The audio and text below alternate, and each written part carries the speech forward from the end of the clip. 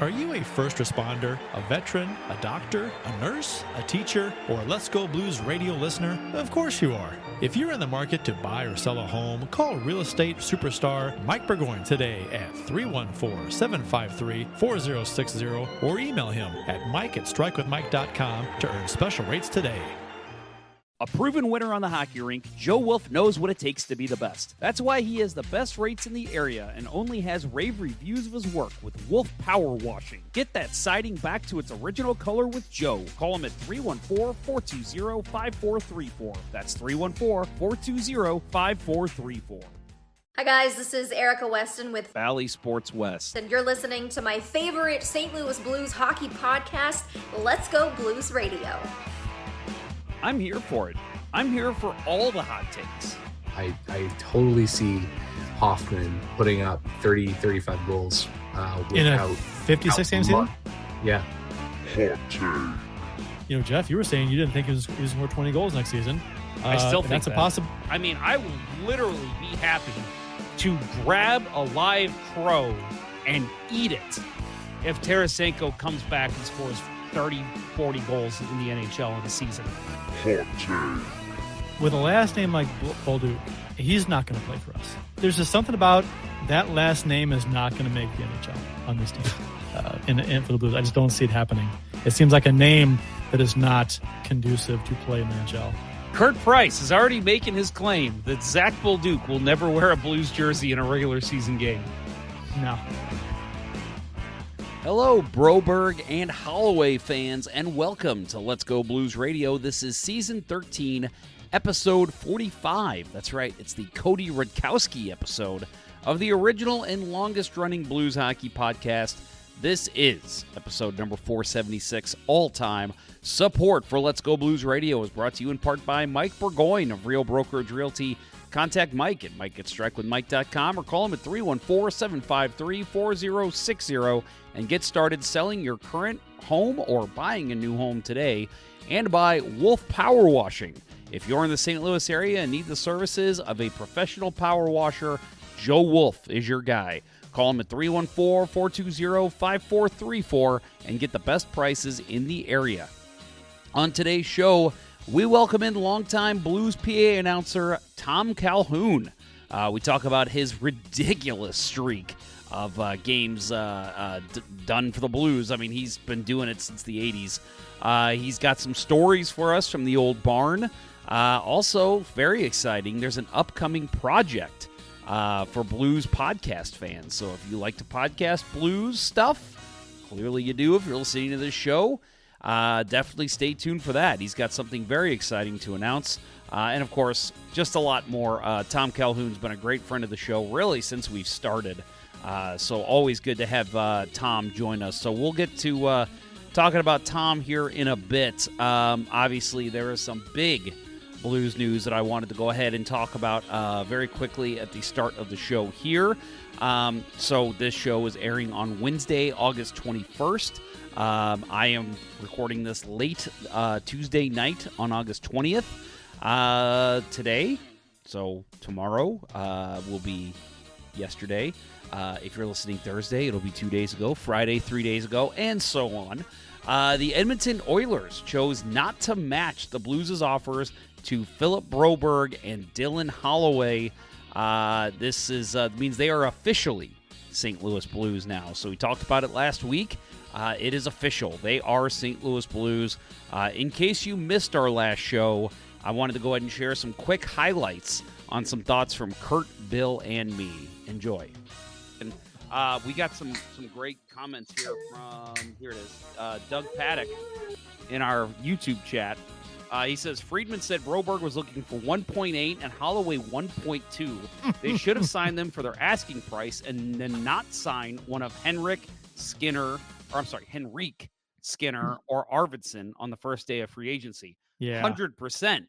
This is why I am all for offer sheets becoming more of a thing in the NHL. Because you know that the Oilers were like, well, hey, these guys are restricted free agents. As long as we figure this out before October 1st, we're good. We're cake. So let's go ahead and sign these guys in free agency because offer sheets are such a rarity. But This is a masterstroke again by Armstrong. Two Because offer sheets. Right. Two offer sheets. Right. Yeah. Like, No, such a dick move, but I love it. No, Give me more of this every summer. I was saying it's like the most punk rock thing you can do in the NHL, and Armstrong pulled it off perfectly. Like one of the most straight laced guys in the league. I love it. But on the Edmondson side of it, right? There's talk. So it's really Jeff Jackson, who's their CEO, and he was the interim GM after Ken Allen left, and he's the one that went on the fucking spending spree, signed 13 fucking players on July 1st, and didn't take care of this business first, right? And so I Edmonton Oilers Reddit and other places on the internet were talking about how he's trying to throw Holland under the bus for he had an opportunity to sign them both back in January and he didn't. Well, you had an opportunity to sign them before you signed 13 other dudes and you didn't. And then you went and you hired one of the most hated men in hockey to be your GM. Yeah. Everybody's going to love this move. Yes. There were some Edmonton fans on social media, which, take with a grain of salt. They felt Broberg was their second best defenseman. That's 3 times? No. Yeah, about 3 times what he was asking for, right? Yeah. So he was asking for 1.4. And being a cup team, a cup contending team, Edmonton, they could have easily won the cup last season, but they didn't work out. But, they always say how hard it is to keep a cup team together because of, contracts expiring, players need increases because they're playing well, the team's doing well, they have to get traded or let go. And overpaying depth players when you've got your high-end guys coming up to re-sign, that's rough, for Edmonton. This deal has so many levels as far as how it fucks over Edmonton different ways and why it's just so great for the Blues. It's just it's fun to talk about. Well, I hope you all enjoy hearing from Fritz as well, Bill's dog there at the very beginning, and obviously some comments from our friends that listen live. Remember, we do live shows all season. Summers, we don't do them as much. We've only done, I think, 2 or 3 so far, 3 so far this season. But remember, during the season, join us every week live. We have so much fun with our live listeners. But some of the quotes that came out today. First one I wanted to mention, one that has been making the rounds in social media for all of hockey fans, not just Blues and Oilers fans, from Doug Armstrong on basically on tendering offer sheets to restricted free agents. He said, quote, "If there's a GM code not to do offer sheets, nobody emailed it to me. It was reported I wouldn't have done this to Kenny Holland. That's not the truth. I do it to my mother if she was managing the Oilers." I love his quotes. I've had my issues with Doug Armstrong over the years. The Kasperi Kapanen signing recently was the last slight rant I went on about him, just because I don't understand. Especially now, I really don't understand. He's an AHL player, I think, when you look at this roster. But I've had my issues with him in the past. But, man, his quotes, he's always got good ones. The stab in the eye one, I mean, he's always, had so many good ones. So this is another one. I do it to my mother if she was managing the Oilers. That's just fantastic. So love hearing that. And I actually never believed any of that either. When he said if Ken Holland, a lot of people were saying that if Ken Holland was still GM, he wouldn't have done that to him. I think that's bullshit. Doug Armstrong, when he knows what he wants, he goes and gets it. I don't think it mattered who was GM. I do think that some people did think that him and Ken Holland's relationship would mean he wouldn't do it. No way. So Stan Bowman had a couple quotes as well today. He had a press conference talking about it.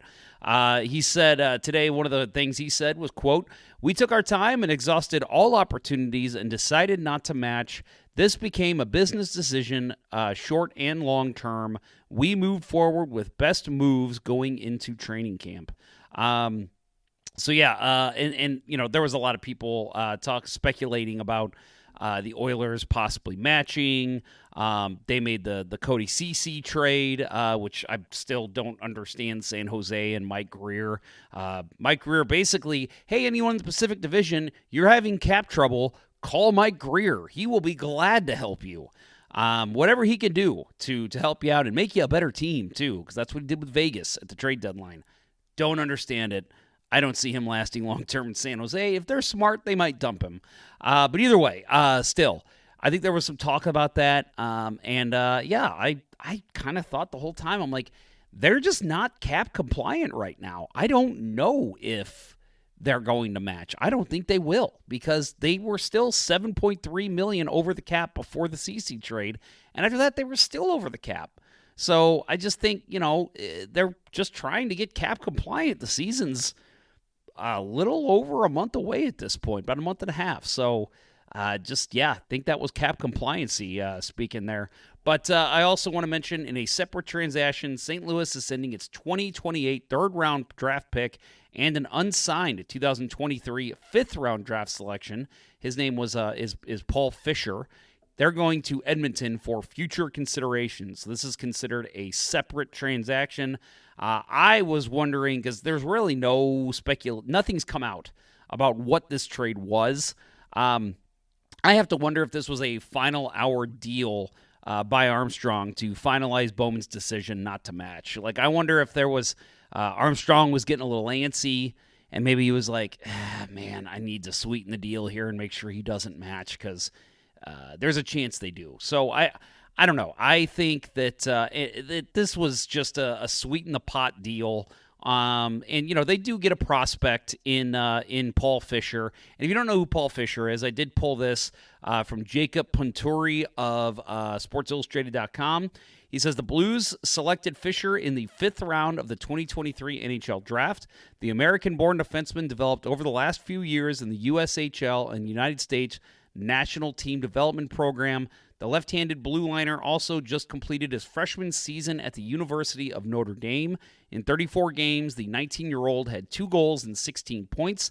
The early projection on him is that he is a solid skater who is even better in his own end and defending the rush. The production hasn't been there yet, but he possesses some offensive upside. If he can unlock that with the Oilers, he has the makings of a bottom-pairing defender in the NHL.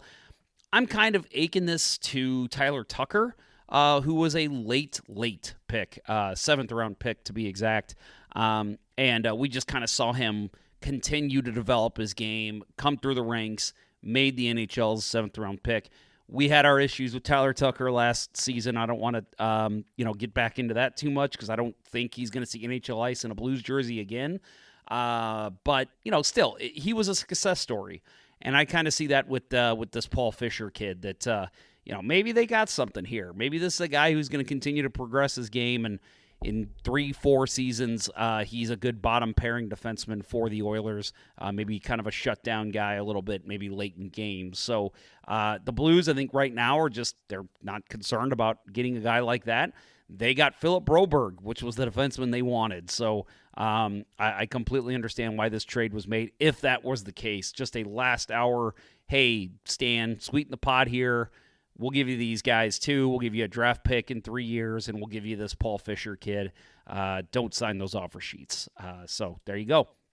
And of course, and you kind of heard Curt Price talk about it here in one of the clips I just shared. The Oilers fans' narrative is pretty hilarious. It's, and I think we all do this as fans. We all kind of have the bipolar disorder where we are excited and then we're down on it, and then we're like, no, okay, bye, see you later. Whatever the deal is. Oilers fans have been very anemic with this, and it's understandable. They're in the win now mentality. So a lot of it is, first of all, it was these guys want to go play somewhere else. They don't want to play for a cup contender. See ya. And then it was, well, they got the money. They should match them because they're first-round picks and they could develop into something great. And then once it was official that Stan Bowman wasn't going to match the offers, all of a sudden the narrative became, yeah, good riddance. See you later. We don't need them. We're going to go win a cup. So that's just kind of funny to see. To me, the correct narrative and I'll say this in Stan Bowman's defense, which I never thought I would say those words. The Oilers are in a win now mode right now, and they just can't spend that kind of money on people who don't help them win now. And I don't think Broberg and Holloway are really in a spot to be difference makers. Maybe I'm wrong. Maybe this year they'll step into the Blues and be fantastic. But I just don't think they're in a spot right now or even next season to be there. So I think for them, for Stan Bowman, this was the correct decision. Right now, in this moment, great decision by Stan Bowman to not match. Now, again, going back to what Bill Day said in that clip, there was a lot of blunders made. They should have been signed in January, February, March, April, May, June, July. There are so many times these guys, they had so much time to sign them and get this done, but instead they went out and spent so much money on free agents and went over the cap already. That made it a no-brainer for me as a GM in terms of Doug Armstrong or any other GM in the league to try and poach players from them because their hands were tied. So I think Stan Bowman stepping in when he did, stepping in when the team's already over the cap, this was the right move he had to make. Again, they're in win now. You just got to, as an Oilers fan, you just got to go along for the ride. Well, as fun as this has been to talk about, and we're going to talk about it plenty more, I'm sure, this summer going into next season, so make sure you tune in to future episodes. We've got an awesome guest right now. Like, this is a great episode just because we're celebrating what happened, but we've got Tom Calhoun here, folks. Tom's one of our favorite people we've ever had on the show. This is his second or third time, and we are very happy to welcome Tom back in. So after this commercial break, you will hear from the longtime Blues PA announcer, part of my childhood and adulthood in terms of being a Blues fan, Tom Calhoun. Don't go anywhere. We will be right back. We'll return after these messages. As a hockey player, Mike Burgoyne knows a thing or two about making the perfect play. And when it comes to real estate, he's always ready to score the winning goal for his clients. If you're a first responder, a veteran, a doctor, a nurse, a teacher, or a Let's Go Blues radio listener looking to score the home of your dreams, you'll receive special rates with Mike. Go ahead, shoot some questions his way, and he'll have the answer quicker than Curtis Joseph on a breakaway. Curtis Joseph got the pedal down! Any barriers? Mike will mow them down like Chris Pronger in front of the net. He'll score you your dream home or sell your existing home faster than a Brett Hall one-timer. Put past the Hall, he shoots, he scores! See Burgoyne's real estate prowess in action today by emailing him at mike@strikewithmike.com or by calling 314-753-4060. That email again is mike@strikewithmike.com, and that phone number is 314-753-4060. Getting Mike Burgoyne on your team will be the boost your power play needs. Well, honey, I just priced the power washing for the house, and I think we should just move and condemn this place. It'll be cheaper. Did you try Wolf Power Washing? Who? Oh, I just saw this guy win the Stanley Ponder Cup Memorial Tournament and thought he was attractive, so I looked him up on social media, and it turns out he's the owner and proprietor of Wolf Power Washing. He claims he has the best prices in town. But does he use non-flammable, non-toxic chemicals that are safe for Wolfie and our son, Little Magnus? Yes, he ensures there'll be no residue left behind, and he doesn't use any volatile vapors. Well, this fella sounds like a dream. I just wish I knew how to contact him. Oh, I know how. You can reach him at 314-420-5434. 314-420-5434, and his name is Joe Wolf of Wolf Power Washing? That's right. But how did you know his number so quickly? I'll never tell. Wait, what? That's Wolf Power Washing at 314-420-5434. And make sure to tell him Let's Go Blues Radio sent you. And now, back to Let's Go Blues Radio, the longest running St. Louis Blues podcast with Price, Ponder, and Day.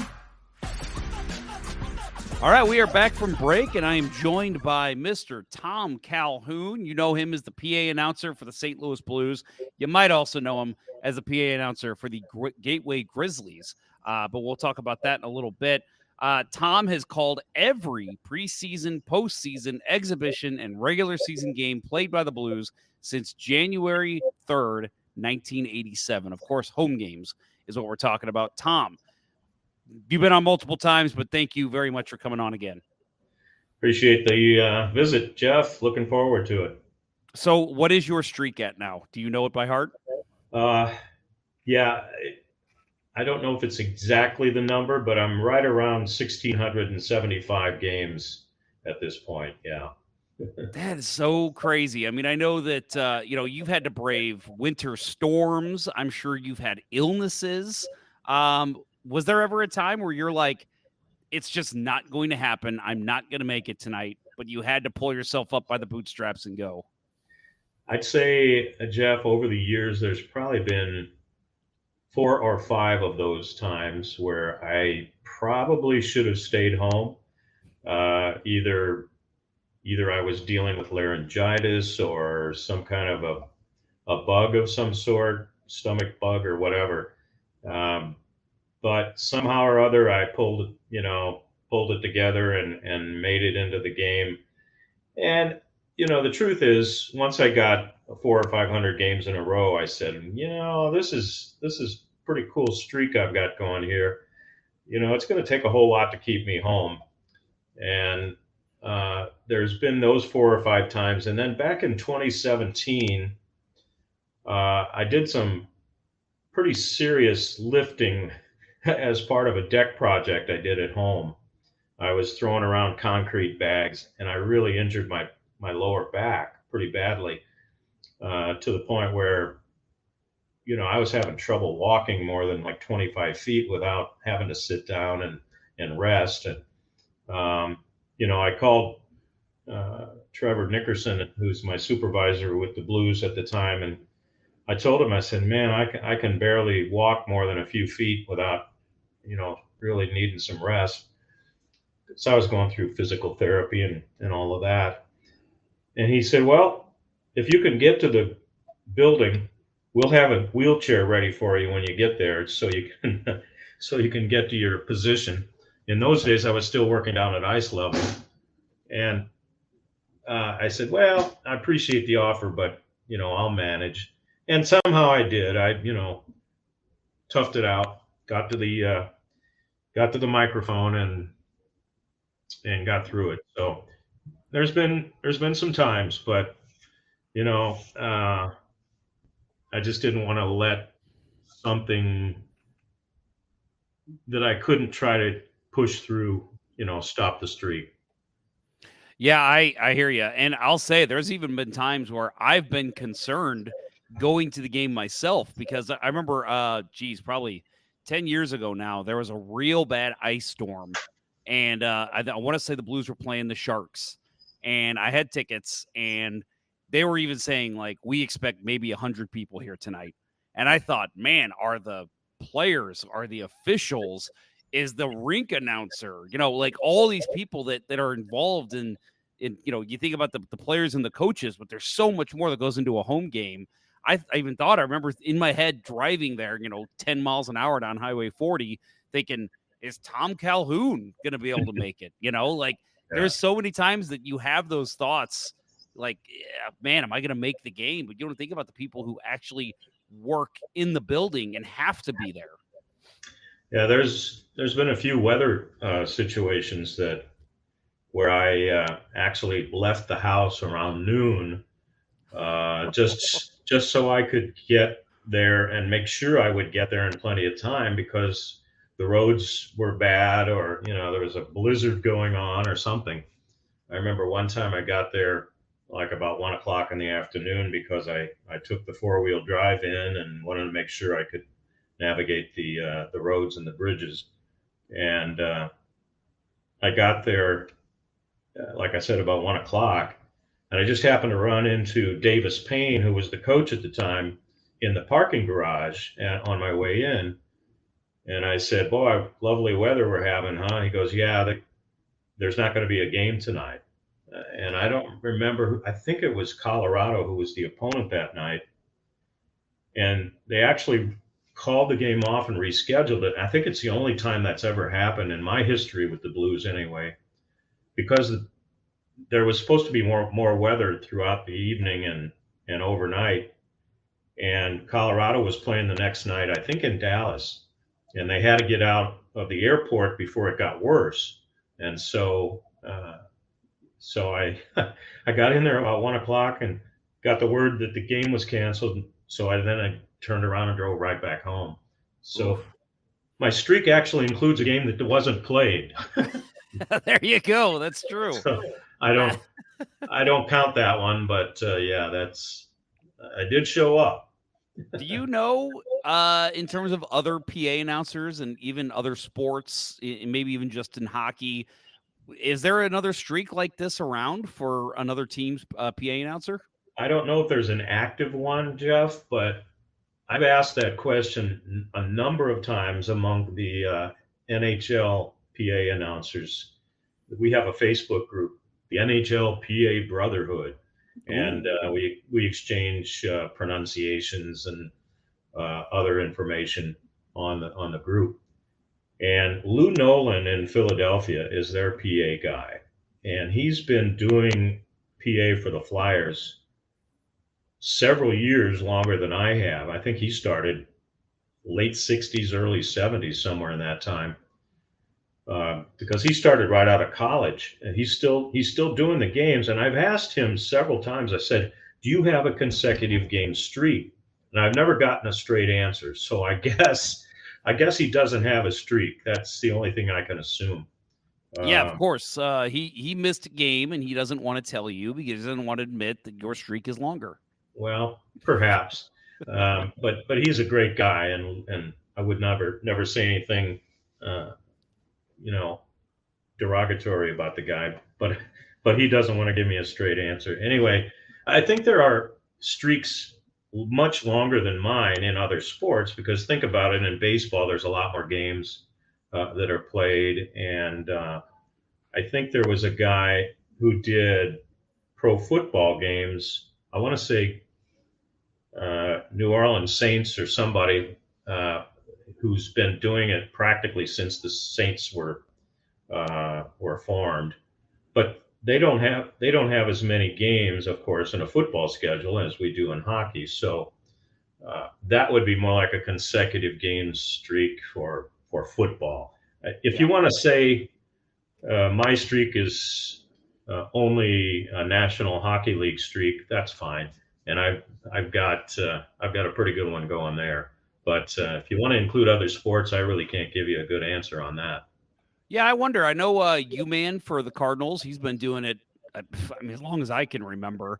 You got to, like you said, with football being less games, baseball is more games. So even if he's been doing it less time than you, I guess there's a chance that his streak is technically longer than yours. But as far as I know, you've been around the Blues doing this job longer than he's been doing the Cardinals. Yeah, it's pretty close to the same time when he started the Cardinals and I started with the Blues.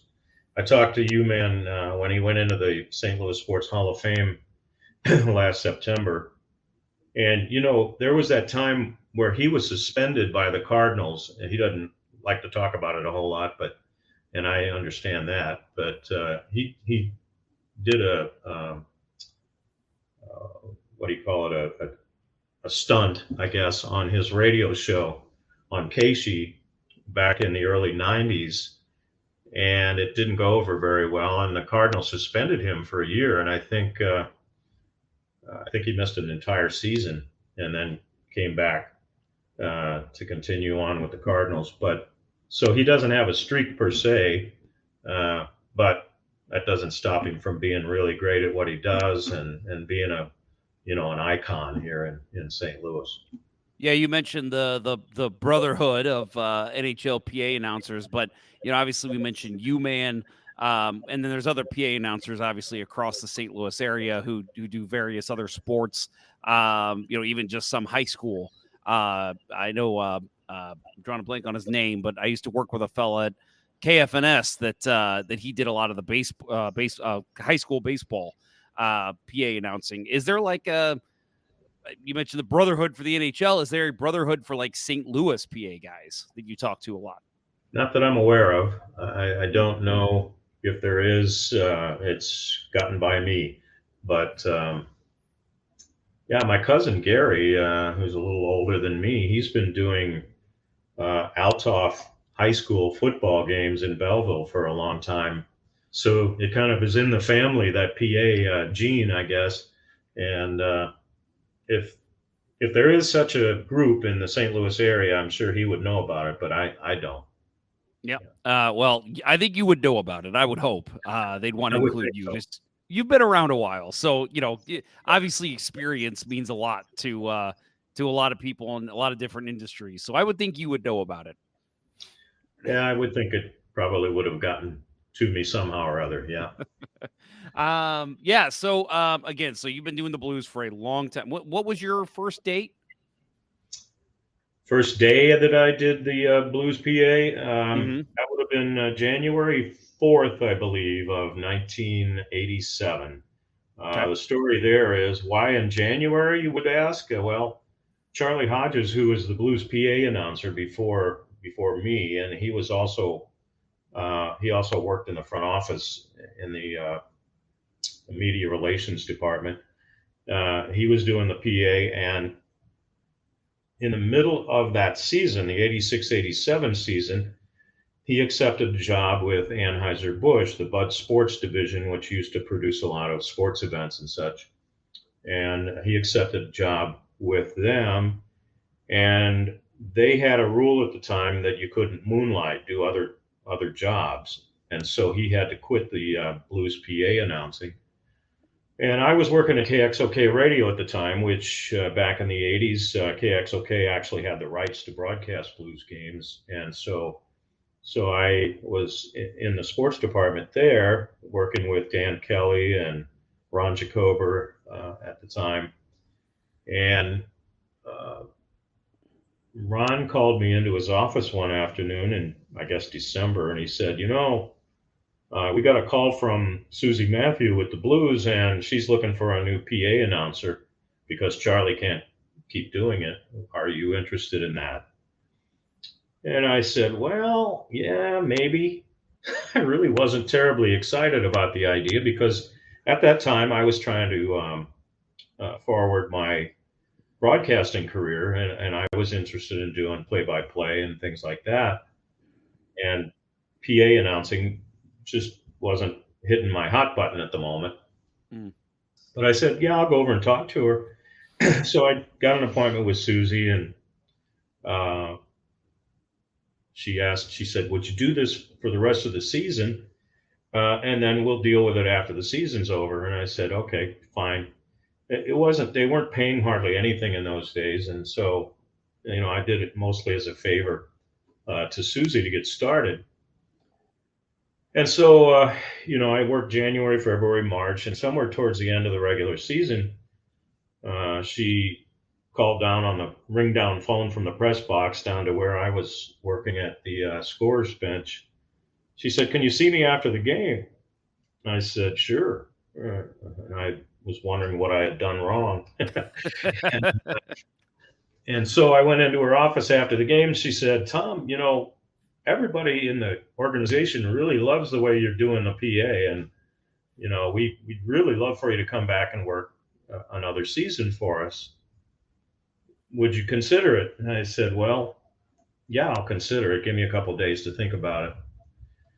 So I talked about it with my wife and went back in, I think, before the next game and met with her again. And I said, Susie, I can't really continue to do this for the amount of money that you guys are paying me. I've got young kids and, I want to go to their sports events and, band concerts and all of those kind of things. I'm missing a lot of that stuff being here in the evenings. And the next thing she said is the key to my streak and my longevity with the team. She said, Tom, we will make it worth your time. Oh. And, I'll always remember that because she was true to her word. She made whatever arrangements were necessary to get me paid at a reasonable level. And, I've been there ever since. And the 5 ownerships I've worked for have all taken care of me pretty well. So I do appreciate what they said then, what she said then, and what all my other subsequent employers have said to keep me going. That's fantastic. And I've only heard tremendous stories about Susie Mathau, so that's not shocking at all to hear that she is just was a good person to you and wanted to make sure that it was worth your time to do this and it wasn't just going to be a favor forever. Yeah, she was tough when she needed to be, and but she was also a mother figure to most of the people that worked for the Blues back in those days. And there's a reason that they put her into they gave her a special recognition at last year's Blues Hall of Fame event, and so she deserves all kinds of recognition for being one of the first female executives in professional sports at that level. So, and she's always been a great friend besides a boss in those days. Yep. So before we started recording, I stood up and showed you my T-shirt, which I'll do again for our viewing audience. But you said you had a story, and so I'll stand up here. Yep. January 23rd, 1993. That is the Curtis Joseph versus Tim Chevrolet fight. We talk about it all the time on this show. What do you remember about that night? Well, it was a January night, as your T-shirt indicates, and it was a game with the Detroit Red Wings, of course, because Tim Chevrolet was in goal for them. And I don't remember exactly why, but there was a lot of animosity between the two teams at that particular point in time. And we had Kelly Chase on our team and other guys who could handle themselves in a scrum if one developed. And right as the game got underway, Chase gets into it with I'm going to forget the guy's name now. Was it Jim Cummins? I think it was Jim Cummings. Yeah. Down in the one corner of the rink, and that started it. And before you know it, all the guys are paired off on the ice and all hell is breaking loose. And the first guy that the officials grabbed to put into the penalty box, which in those days was the visitor's penalty box, was located right next to my announcing position. The first guy they put in the penalty box was everybody's recognized toughest guy in the league, Bob Probert. So Bob Probert is put in the penalty box next to me. In those days, we had a uniformed police officer who sat in the visitor's penalty box just because. And Jim Mayer, who is now the head of security, the NHL security for the Blues, was that uniformed officer on that particular night. Well, as all hell broke loose on the ice, quite a bit of hell was breaking loose in the stands. People were fighting one another and throwing beers and all that kind of stuff that used to go on. Well, Jim goes up in the stands to break up some of that stuff. So here I am with Bob Probert next to me, while all the stuff on the ice, the Chevrolet Joseph fight and all the other scrums are going on. Well, a couple guys behind the penalty box, right behind the glass, are yelling, you know what's, at Bob Probert. So he takes it upon himself then to get up on the bench and try to climb up over the glass to get after these guys. So I'm sitting there watching all of this, and I see Probert starting to go over the glass. And I think, well, I've got nothing better to do. I guess since Jim Mayer's not here, I better grab Probert by the trunks and pull him back into the penalty box. Well, as soon as I grabbed him by the trunks, he looks down over his shoulder at me and says, "You don't want to do that." I said, "You're right, Bob. Sorry. I don't know what I was thinking." So luckily, a few moments later, one of the officials, one of the linesmen, came over and said, Proby, sit back down. You don't want to get kicked out of the game." So luckily, he listened to the guy and sat back down. And so after I announced all the penalties and everything that went on, and after we witnessed the fight between Joseph and Shovelday, I made my announcements. Things calmed down. Play restarted. Probert's sitting next to me amongst 4 or 5 other guys who were in the penalty box. He taps me on the shoulder, and I look over at him. I said, "Yeah, Proby, what?" He goes, "What the blank were you thinking?" And I said, "I don't know. I'm an announcer. I'm not a policeman, so I don't know what I was thinking." But it was an exciting time, that's for sure. And luckily, Proby had a great sense of humor, and he understood that I was only trying to be helpful, and he let it go at that. Yeah, I mean, you got to think, how many guys in that moment were thinking, what am I doing here? Like Shovelday and Joseph in a fight, and how many other guys were dropping the mitts that didn't normally drop the mitts that game. And so, yeah, you were just reacting like everybody else was, like, I need to do something. Yeah.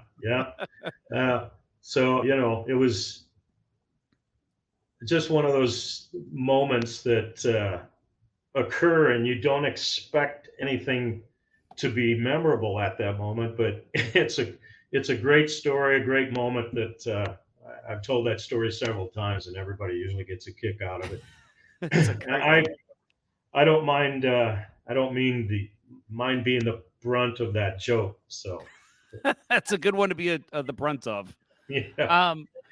So you've seen some, I mean, looking back at the early 90s, Blues Red Wings, Blues Blackhawks, and then even in the mid 2000s, there was a couple melee fights that happened. So I always think about it because there's times where you are on the PA and you're going, it seems like for 10 minutes because you're having to list all of these penalties. What do you have to do? Do you have to sit there and do the referees hand you a list? I mean, you tell it, you have to write it down? Like, when you have such a large amount of penalties, how are you making sure you're getting that correct? Well, luckily, there's an official, the penalty timekeeper, that is assigned to make sure that he gets it right. And usually if it's Larry Weaver or Lon Weaver or one of the guys, Tom, Bob Howenstein sometimes does it, from the off-ice official crew, it's their job to make sure it gets they get official information, and then they relay it to me. I try to write down as it's being called what I'm supposed to announce, but sometimes I have to change that depending on what the officials actually get in the way of official information. So there's not a lot of pressure on me anymore. Early on in the days of the 80s and 90s, it was more important for me to write it down as it was being transmitted by the on-ice official.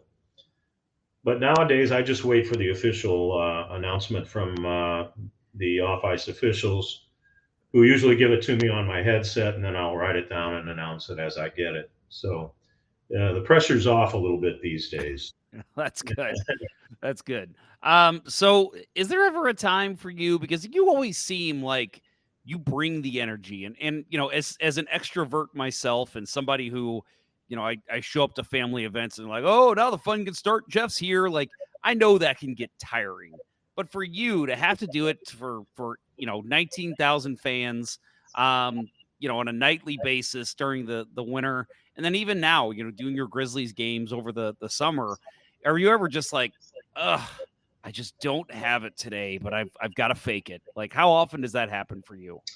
Oh, it happens occasionally. If it's a kind of a meaningless game, let's say the Blues are not in a position to compete for a playoff spot or something like that. You got to work at bringing your energy, no doubt about it. A lot of Grizzlies games during the summer, if the team's not that great and they're not in a position to fight for a playoff spot, and it turns into a 3.5 hour, 4 hour game, which baseball used to do more often since the new rule in extra innings. It doesn't quite go that long usually, but there have been times where you lean back and you say, am I really where I want to be right now? It could be a better situation than what I'm in at the moment. But yeah, but that doesn't happen very often. Let's be honest. A lot of people would like to do the kind of work that I do, and I understand that. And I'm a fortunate guy to be in a position to do that kind of work. And I gotta remember that God has blessed me with a mental and I guess a vocal ability to do this kind of work. And um, when it gets to be drudgery, then I'll think about quitting doing it, I guess. But um, I think I'm a ways from that yet. But That's great to hear for the yeah, city of St. Louis. The fact that you're that far away from it. Well, I've told the Grizzlies that I'm thinking about stepping away from the summer work, maybe after another year. Hopefully, at my age, you always have to couch it with, if I'm still around, But the blues gig has been so special, and if I'm remembered for anything, it'll be that. So I've told the Blues, as long as you want me to show up and as long as I can physically be there, I plan to be there. So, we'll see how that all turns out over time. But I don't plan on retiring from the Blues job at all. I think there'll be a day when I can't get there anymore for whatever reason, and that'll be when I quit. Well, when that happens, you give me a call. I'll come pick you up. I will do that, Jeff. Right. I think you might have to get in line, though. I've heard about quite a few other people who would be interested in it too. Of course. No, that's good to hear. Again, you think about your streak, 1987. I mean, that's a long time to still be doing it and still loving it. And it sounds like you do. So, for you, what do you like the most about what you do? Well, it's a pretty sexy thing when you make an announcement and 19 or 20,000 people scream their heads off. Yep. And if I can do it in a way that is satisfying to me and exciting to those fans of the Blues, that's what really rings my bell. That's what hits my hot button. And hopefully there's a few things that I do on a regular basis, like make some noise tonight or whatever it might be, that are important to people and that they've heard for years and years, and it becomes a part of the Blues experience. Hopefully that's satisfying to them, and it's certainly satisfying to me to be a part of that sport. Hockey to me is a sport where it doesn't take much to be a fan of the people involved. You've got, most of the time you've got players on the ice who are fortunate and consider themselves fortunate to be professional athletes. And a lot of the other sports seem to feature guys who seem to feel like they're entitled to where they are. And you don't really get that too much with hockey players. And so you got that, and the people who run hockey and the Blues organization are all seemingly real down-to-earth people too, and people you'd like to be around. So, it's a family feel. Has been since I started, and somehow, even though the organization, the Blues organization, run by Tom Stillman and Chris Zimmerman, is maybe 20 times larger than it was when I first started, they still manage to make you feel like you're special to them. And for instance, at one of the games last year, I showed up in the suite where I work now, up at the press box level, which I don't think is going to change, by the way. I don't think I don't think I'm going back down to ice level if anybody's interested in that. Because of, I think, the pandemic, they put all of us PA announcers in the league up at a higher level to keep us away from the players during the virus. And they found out we could do our job just as well. And so I don't think that's going to change. But anyway, I showed up at my suite where I do my announcing from. And here, sitting on the desk where I do my announcing, is a nice little framed nameplate, like it would be on the back of a jersey, on the back of a Blues jersey, Calhoun framed, and it's, a nice little presentation. I had no idea I was going to get that. Showed up, and there it was. And, I asked Trevor, my boss, my supervisor there, I said, "What's this?" He goes, "Oh, well, we just thought you'd like it." And, several of the people in the organization who are not full-time workers got this, and we thought you deserved one. And so, it's hanging in my man cave down in my theater/bar area that I have at home. And, it's very special. When did I ever think I'd have my name on a jersey nameplate? But they made it, they made that happen. And, those are the little things that managers and bosses can do to make you feel like you're more than just a kid off the street, So the Blues are pretty darn good at that. That's really good to hear. And you say you got it down in your man cave. I would love to see what is in a Tom Calhoun man cave. Well, there's quite a few pucks from over the years that are signed by some of my favorites, Keith Kachuk and Al McInnes, and I've got a big poster size framed photo of TJ Oshie checking one of the Blackhawks players, and I'm in the background of the shot because I'm sitting at ice level. And so I had that blown up to be framed, and I had Osh sign it for me. And, that's a special thing hanging on the wall down there. There's another photo of Kevin Shattenkirk face-to-face with Alex Ovechkin when he tried to check him one time. It almost looks like they're kissing. And I had that one blown up and framed, and Chatty signed it for me, and so that's down there. There's all kinds of other memorabilia, pucks and bobbleheads, and I see you've got a seat from the old arena, and behind you there, I've got one of those hanging on the wall as well, and just memories from the last 37 years mostly. Yep. So one of those memories from the last 37 years is every Blues fan's favorite memory, 2019. We have not talked to you since 2019.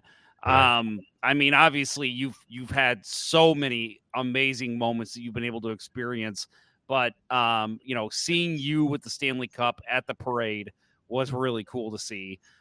So for you, like, is that the pinnacle? Is that Tom Calhoun's favorite memory as a Blues announcer? Has to be. It's got to be at the top of the mountain. Actually, on the parade day, I would have liked to have been in the parade, but I got a call early that morning, and I was asked to show up at the stage under the arch because they wanted to rehearse a few things about the on-stage presentation after the parade. And so I didn't ride in the parade, which maybe I should have pushed it a little bit, that how about me getting into the parade? I can do my announcing fine once I get down to the arch. But I said, no. I've done this thing before. I've done this a few times, yeah. So I just went straight down to the arch grounds and waited for the parade to get there, like a lot of people did. But being part of that, announcing the team on stage under the arch, looking out and seeing 500,000 or however many people it was on the arch grounds that day, and getting photos with Ryan O'Reilly and Jordan Binnington and all the other players that were featured in that Stanley Cup run. And, I've got composite of those photos hanging on the wall in that main cave as well. And yeah, that was just amazing. I remember going up to Doug Armstrong on stage once they got there, and I walked up to him, and everybody was hugging one another. I love you, guy. that kind of stuff that people do when they're excited. And I hugged Army, and he hugged me back, and I said, "Boy, I'm glad I lived to see this day." And he said, "Yeah, me too." So that was kind of a funny memory. But yeah, that's easily the best experience of those 37 years. So where were you at for Game 7? I was in my man cave, actually. I was not asked to be part of the fan view down at the building that was going on that night, the fan party, whatever you want to call it, watch party. So I thought to myself, the best place I can see this game and where I'll enjoy it the most is in my theater area, in my man cave. And if we lose, I can, deal with it there. If we win, that'll be a wonderful thing. I'll have a cocktail and we'll celebrate in private. And I've got video on my phone that I could probably play for you of my reaction when it looked like we were going to win the cup.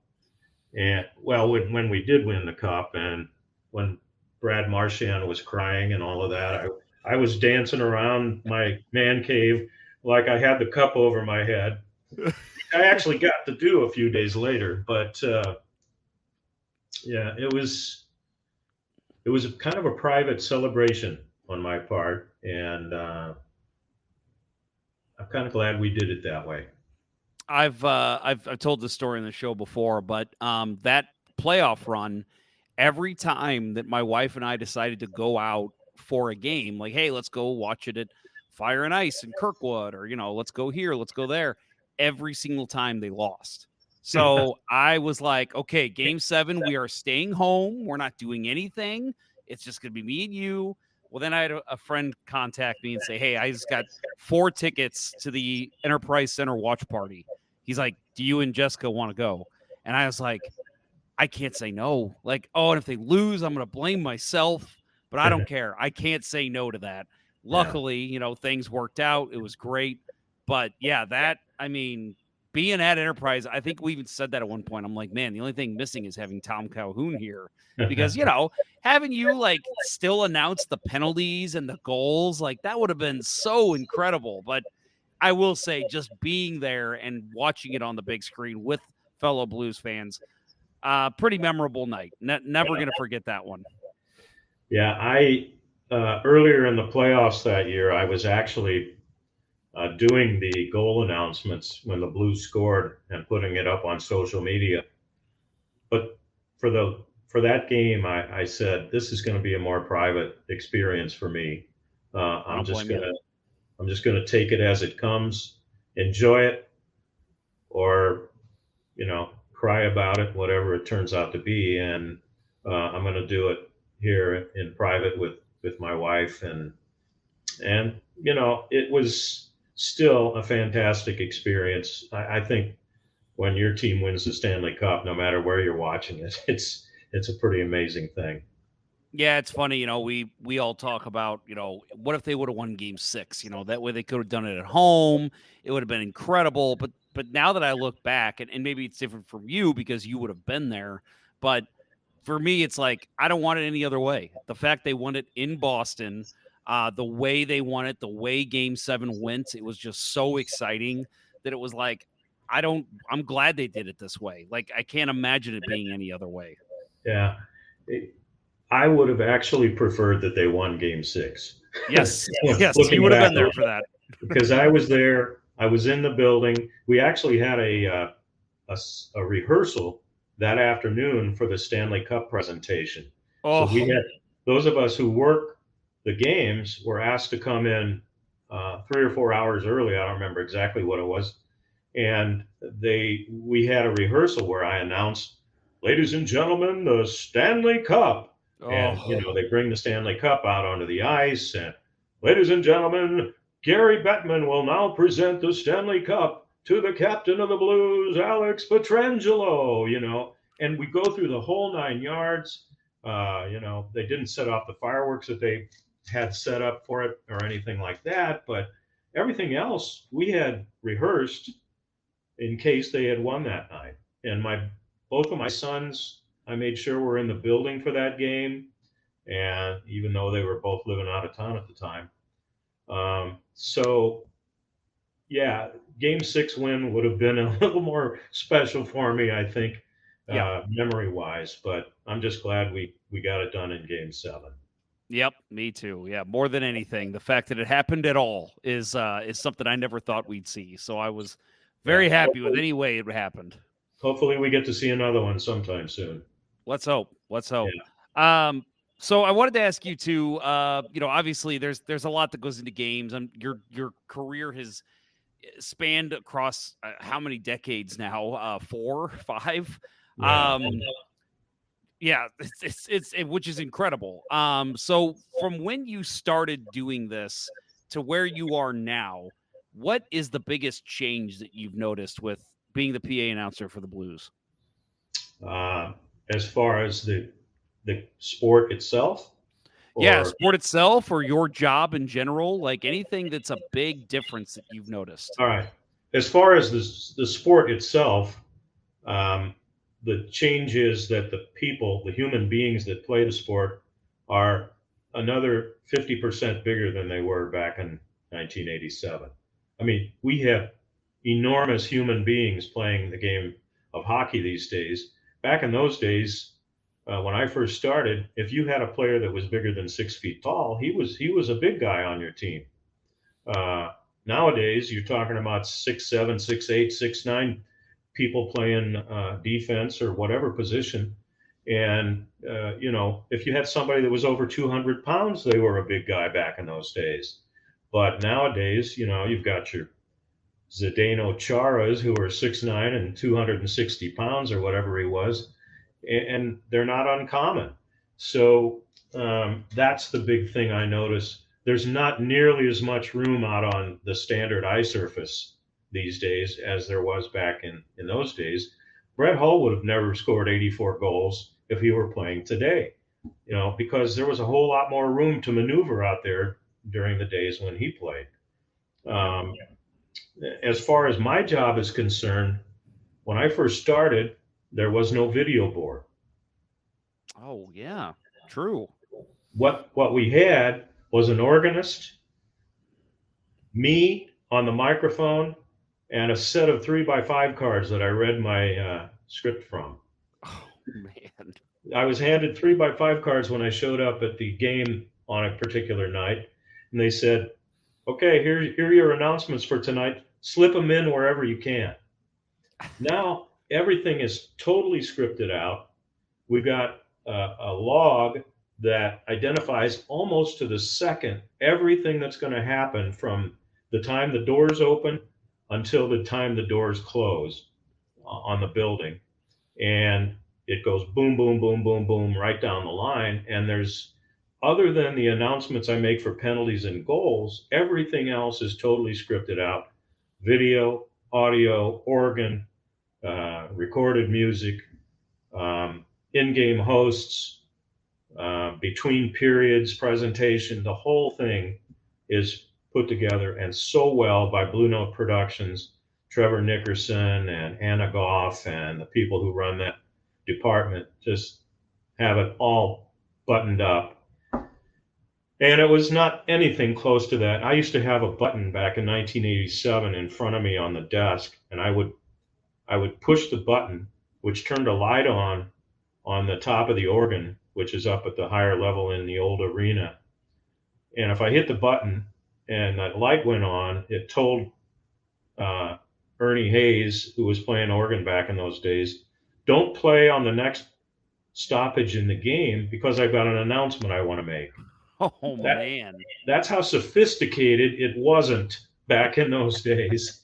And yeah, it was really that way. And then, I'd have a set of announcements that were supposed to be made during the between periods that, there was no video support for any of that. So it was really a whole different presentation, and much, much, much less sophisticated than it is now. Yeah, that's a huge change. So one of the smaller changes that I've noticed, and as you go through your career, there's things here and there that you've added. One that I particularly want to call out is when at the start of the game when you're announcing the starting lineups, you now do the hometowns of each player. Yeah. Was that something that you were like, hey, this would be a cool thing to add, or is that something that other people decided and told you, hey, we're going to start adding this? I don't know what the impetus for it was. I think maybe one of our presentation people heard that in another building somewhere, that one of the other teams in the league might have been doing that, and decided it was a good thing to do. And I want to say Mike Caruso, who's been with the Blues as long as I have, and is still with the Blues in a communications role. I think he might have heard it in another building or something and said, that'd be a cool thing for us to do. And so a couple of years ago, we started doing it. And now I have to keep not only a roster of players and their numbers, but also my players and their numbers and their hometowns. So I can add that into my starting lineups whenever I do it. Yeah, now they're going to tell you need to do handedness, date of birth. Like they're going to start adding everything in. It's going to take you the whole game to get through the starting lineup. Now I have to do Cherepovets, Russia, and Vaxio, Sweden, and places like that. And when I'm introducing our players. Have you had to go to the players and ask them how to pronounce some of their hometown names? No, I don't get to interact too much with the players, and I think they kind of would prefer that I'm not hanging around in the locker room all that much. So, I really haven't. Usually these days, because of the internet, you can call, go to your phone and say, "Hey Siri, how do you pronounce Cherepovets, Russia?" And usually Siri will. Here's what I found. Usually Siri will give you some sort of interpretation. And there's other sites on YouTube and places like that give you pronunciations of wild and crazy hometowns. Yeah, that's fantastic. So I wanted to ask you about also the Grizzlies games. So again, I mentioned that you've been doing the Grizzlies games. I went to a game a couple weeks ago, and I'll admit I totally forgot that you do that on the side as well. So I was like, when I walked in and I heard your voice, I'm like, oh. I looked at my wife, that's Tom Calhoun. And she goes, oh, is it? So, yeah, now I feel like I really want to watch a Blues game. It's like every time you talk, I'd be like, oh, Blues hockey, 73 days away. And like, it just kept coming to me. So, how often, how long you've been doing it? And two, what's the biggest, obviously it's not the same type of sport, but what's something you get to do in baseball that you don't get to do with announcing hockey? Well, I started in 2003, so I've had 21 years or so of doing Grizzlies games too in the summertime, and there's a part of it is the fact that I was a baseball guy when I was a kid. I always played baseball in the summertime. In fact, I played in an all-star game as a shortstop at the original Busch Stadium back in the late 1950s. So that'll tell you a little bit about how old I am. But yeah, I was all over baseball, and if my career had gone the way I originally planned it to, I would be Joe Buck these days, calling baseball games for national TV. I'm not complaining that things have gone the way they have. I'm pretty happy with the way life has turned out. But, that was my original plan, to be a baseball announcer. for radio and or TV. But baseball and doing PA for baseball games, at least at the Frontier League level, which is the league the Grizzlies play in, allows me to be a lot more casual about what I do. If something happens in a game and I can make a reasonable or funny comment about it, I'm encouraged to do that by the ownership and the management. As a matter of fact, the very first game I worked for the Grizzlies, Rich Soje, who's a wonderful guy and the owner of the team, came into the press box and walked up to me and he said, I want to, first of all, welcome you to doing Grizzlies PA announcing. But he says, I want you to do one thing. And he kind of said it in a stern way. And what the heck is this? And he said, I want you to have as much fun as you possibly can. And that was my charge from the owner of the team, to have as much fun as I possibly can. How can you not like that? So, and he said, he followed that up with, at this level, we are throwing a picnic and a party. And oh, by the way, there's a baseball game going on too. And so that's kind of how they approach it. And so somebody like me, I can rarely open the microphone and say something that won't be well received. So that takes the pressure off. You have a lot of fun with it, and those people there that run the Grizzlies have, at their level, done a great job of making it a family-friendly kind of an atmosphere and fun thing for moms and dads and kids to come to, and it's great to be a part of that as well. So it's a much different experience for me as far as my job is concerned, and it's a relaxing approach to work, the public address system there, and keep people informed properly, of course, but also have fun with it.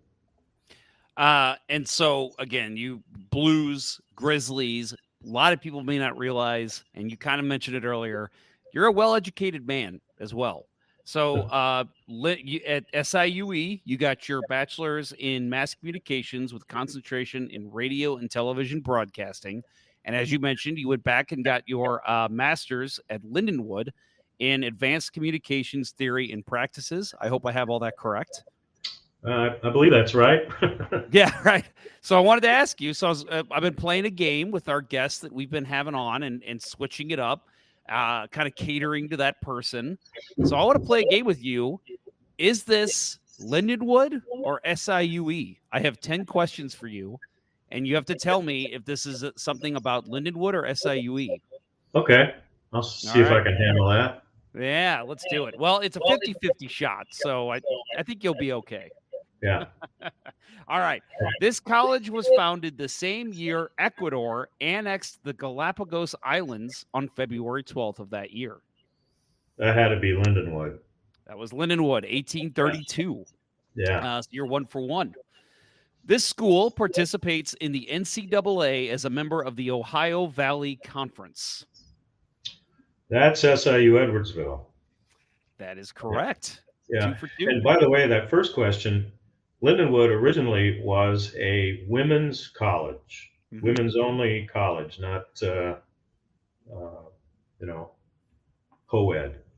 So. Yep. And I know that one of the original buildings is still, I believe, one of the women's dorms. Yeah, right. That's fantastic. So we are 2 for 2. Let's even keep it going. This school's original location was at the campus of Shirtleff College in Alton.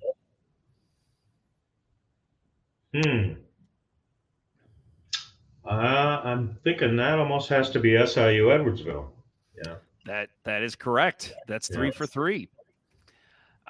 This university houses a stadium that was built in 1976 by the St. Louis Cardinals NFL football team as a training camp location. Yeah, that's Lindenwood. And unfortunately, one of the big events that happened there for the old football Cardinals was the tragic passing of J.V. Kane during a practice there that stadium. Yeah. Man, you are killing it, Tom. You are at 4 for 4. Let's see if you keep throwing me softballs here, Jeff. Come on. All right, we'll get some hard ones. In 2018, this school's women's bowling team won the national USBC Intercollegiate Team Championships held in Lincoln, Nebraska. They actually defeated McKendree University in the final round. Okay. Boy, that's a little tougher. Yep. That could be either school, actually. And I'm going to say that's Lindenwood. That is correct. It was Lindenwood. Yeah, defeated McKendree University in the final round. So somebody right down the highway from them. Very exciting. All right, on to question 6. You are 5 for 5. We know these schools are the Lindenwood Lions and the SIUE Cougars. This school once housed 2 live animals of their mascot from 1968 to 1985. That's the question. Okay. Chemega, the cougar, was on campus during the days that I was going to school there, as a matter of fact. She, a lot of people thought that because she was confined all the time, that it was an inhumane thing for Chemega to be penned up all the time. They would bring her out for special events, but they had to be real careful because we're talking about a mountain lion here. Yes. Out loud. So Chemega, I think, eventually passed away, and they never did replace her, if I'm not mistaken. They did have it looks like Kina came in for about 5 years after that. Okay, and then right. I think they released her to a wildlife reserve. Okay, I'm misinformed on that then. But. Yep. So apparently Chemega, do you know what that word in Apache means? No, I don't. It means cougar. Oh, okay. Yeah. So there you go. So, man, you got that one too. The Apache word. Well, that was just a bonus. So our 7th question, from 1969 to 1980, this school's campus hosted the Mississippi River Festival, which was a summer outdoor concert series that featured performances by the St. Louis Symphony Orchestra and others. The others are the ones I remember from the Mississippi River Festival on the SIU Edwardsville campus. As a matter of fact, when I was going to school there, hopefully I'll keep this story short. On Fridays, some buddies and I used to go to a place called Vanzo's after school in Edwardsville and have a couple of beers and play some pool and things like that. And early evening rolls around and a couple of guys say, well, let's go out to the MRF site and see what's going on out there. So as we're driving out to the MRF site, there was a road that went behind the stage and the tent area where the performers would do their thing. And I rolled down the window on the car as I'm in the back seat of whoever's car it was, I don't remember. And I heard this song playing from the stage. And I said, I've heard that song on the radio. What is that? And one of my other buddies said, oh, some guy named Elton John is playing tonight at the Mississippi River Festival. It was Your Song was his first hit song in the United States. And he was playing that at that time. And Elton John, nobody hardly ever knew who he was. I think he was actually not the headliner that night. I think he was warming up for somebody else who was playing that night at the Mississippi River Festival. So that would be a heck of a story if for people who went and saw him perform there. I mean, that's incredible. Yeah. All right, number 8. This school has won national championships in skeet, trap, and clay shooting. Oh, Lindenwood is famous for their shooting program out there. They've got a lot of national championship shooters and are very proud of that program as part of their athletics offerings in St. Charles. Yeah. There you go. So that is 8 for 8. Yeah, we have never had a perfect 10 for 10 in this show. So here we go. The pressure's on now. It is definitely on. All right, so this one's right in your wheelhouse. So let's see if you get this one. The official student magazine for this school is called The Legacy. The Legacy? Mm-hmm. I'm thinking, I'm not familiar with that term, but the official newspaper, the campus newspaper at SIU Edwardsville is the Alestle, which stands for Alton, East St. Louis, Edwardsville. It's kind of a, what do you call it, an acronym for those three cities. So I'm going to have to say Lindenwood on that one. Well, sir, your deduction skills are impressive. Yes, that is correct. It is Lindenwood's paper, The Legacy. All right, this one, I think you'll get this one too, so we'll see. The center of the core campus of the school is the Stratton Quadrangle, named after William Stratton, who served as the governor of this school's home state from 1953 to 1961. The Stratton Quadrangle is in front of the University Center building and the Center for the Arts on the SIU Edwardsville campus. That is correct. 10 for 10. I you know what? I need to have you back on and make these questions way harder. You just happen to have a subject matter that was in my wheelhouse today, so that's true. I'm glad I was able to keep my streak alive on good answers. Yeah, there you go. I mean, you got a streak here on this show as well as with the St. Louis Blues. So you're just all things Blues. Tom, always a pleasure talking with you. I really appreciate it. I do have one favor that I'm hoping that is not intruding at all. I was going to ask you, we talked about starting lineups. Could you use my name in a starting lineup right now? Sure. What number do you want? I'm number 94, and I'm from St. Charles. Okay. Oh boy, here we go. What position? Defense. Defense. Okay. Hometown? St. Charles, Missouri. St. Charles, Missouri. Okay. I'm so excited. And starting on defense from St. Charles, Missouri, number 94, Jeff Ponder. Yes, there it is. That is going in the beginning of every single show. No, I had to do that just because Bill and Curt aren't here, and I'm like, he did mine. He's never going to do yours. There you go. Tom, I really, really appreciate you coming on. Always fun talking with you. I want to give you a moment to let people know how they can find you on social media, interact with you, and if you've got any projects coming up that people should be on the lookout for. Okay. Well, I do have a website. It's not the greatest website in the world, but it kind of connects people with me if they want to go there. It's paguytom.com. And you can find some of my previous work and voiceover stuff that I've done in the past, a couple of blog posts and that kind of thing. And if you want to connect with me, there's a way to do that. Also, I do cameos if somebody's interested in that. You can go to cameo.com/PAGuyTom and order a birthday wish for somebody, or, I do some anniversary wishes, congratulations on the new job and all that kind of stuff. And it doesn't cost too much. And I try to give some of that money to charity and make it worth your while to go there.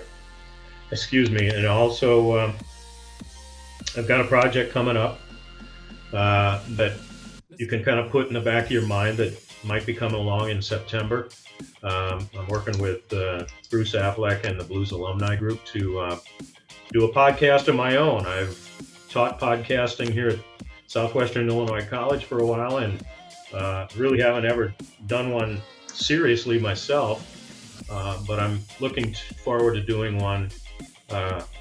Working title is Blues Legends, and we'll be talking with a lot of former blues players and coaches and people that I think hopefully would be interesting to the blues fan base. And maybe once a week or once every other week or something, we'll put one out there and hopefully entertain some people that way. And I don't think it will detract from your audience very much, Jeff. So you don't have much to worry about there. No, and the beauty is that I think our audiences cross over clearly. So they listen to yours and they're like, hey, let's hear about Curt Blues. Let's listen to Let's Go Blues Radio. So I think there's a relationship there to be had.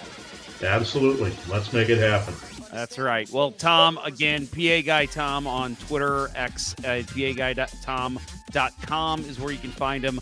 He is Tom Calhoun. He is the Blues PA announcer now and forever, hopefully. Tom, thank you very much for coming on. We appreciate it. Jeff, thanks for having me, and all the best with all you do. Thank you. Well, I again want to thank Tom Calhoun for coming on. And man, his name, it just flows, right? Like, you get those names, like Brendan Donovan is another one, Cardinals player that I just can't call him Donovan or Brendan. I call him Brendan Donovan. Same here with Tom Calhoun. It flows. It's just a pretty name. Tom Calhoun. So just, very cool. And again, good luck to the Grizzlies as they continue their run. And awesome to go to a Grizzlies game and hear Mr. Calhoun call the game. So if you haven't done that yet, make sure you do that. I know they've got a limited amount of games left this year, but next year, definitely make your way out there. It's a lot of fun. Next week, I believe, I'm not 100%, but we're at about 90%, I think. We're going to have some gentlemen from Hockey North America, HNA, which is the league actually I play in and I captain a team in. They want to weigh in on the situation we covered 2 weeks ago, Save the BHL. So again, the BHL, if you missed that episode, is a long-standing league here in St. Louis, and they basically are losing their ice because it has been sold to HNA. Again, not stolen by HNA because they rightfully have the right to that ice as much as anyone. But obviously the BHL is a long-standing tradition in St. Louis, and you can understand why the players want to keep it around. It's kind of a cherished thing. A lot of cool things have come from it, and obviously it impacts local businesses. So I'm interested in getting the other side of it from the Hockey North America people.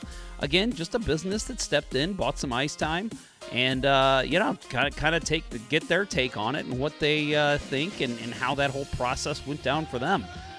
So we will get the other side of the story next week. So make sure you tune in for that one. Well, I think that's going to do it for this episode. Support for Let's Go Blues Radio is brought to you in part by Mike Burgoyne from Real Brokerage Realty. Email him at mike@strikewithmike.com today for all of your home buying and selling needs. That's mike@strikewithmike.com. And by Wolf Power Washing, St. Louis's premier power washing company with the best rates in town. Call Joe Wolf at 314-420-5434 and get the best looking and greatest power washer in the area. That's 314-420-5434. That will do it for the Chris Beckford Sue episode 45. I got them both in. I wanted to work both players that have ever worn 45. I got them in. Episode 45, Season 13 of the original St. Louis Blues Hockey Podcast, Let's Go Blues Radio. Thank you so much for tuning in, and have a great week, everyone. For Curt Price and Bill Day, I'm Jeff Ponder, and I will talk with you next time. This was Let's Go Blues Radio. Until next time, everyone, let's go Blues. Go get 'em, Army. The Chiefs are at home tonight against Cyanosport at the War Memorial at 8. Good seats are still available. I think that went very well. Thank you for listening to Let's Go Blues Radio. Now take off, hosers. I want you to have a heart attack and die so that we never have to do this shit again. Well, there's 90 minutes of your life you'll never get back. Sorry. St. Louis Blues, St. Louis Blues. Have you heard the news about our St. Louis Blues? They've only just begun, they're on their way to #1. Now there's no more blues for our St. Louis Blues. The Blues are on the ice tonight again. They're rough and tough and got the stuff to win. They'll always get one more, no matter what the score. They are quite a hockey team, my friend.